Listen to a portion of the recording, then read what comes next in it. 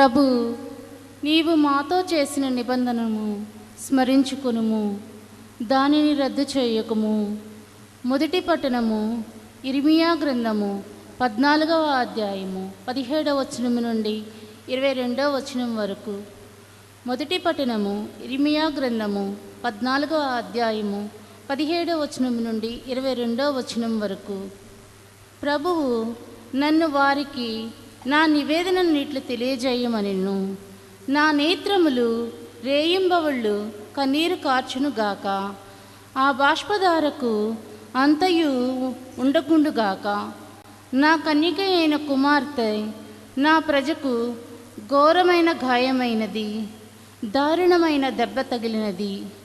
నేను పొలమునకు వెళ్ళినచో రణమును చచ్చిన వారి శవమును కనిపించుచున్నవి. పట్టణములోనికి వెళ్ళినచో క్షామపీడితులు తగులుచున్నారు.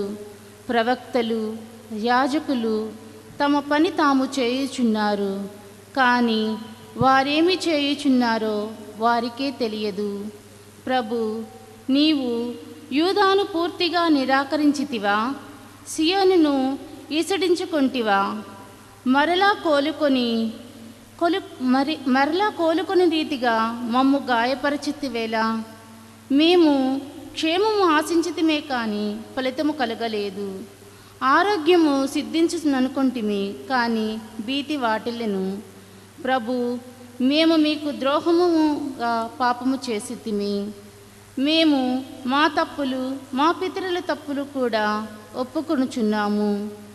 నీవు ప్రమాణములందు జ్ఞప్తికి తెచ్చుకొనుము. మమ్ము చేయి విడవకుము. నీ మహిమాన్వితమైన సింహాసనమునకు అవమానము వాటిల్లనీయకుము.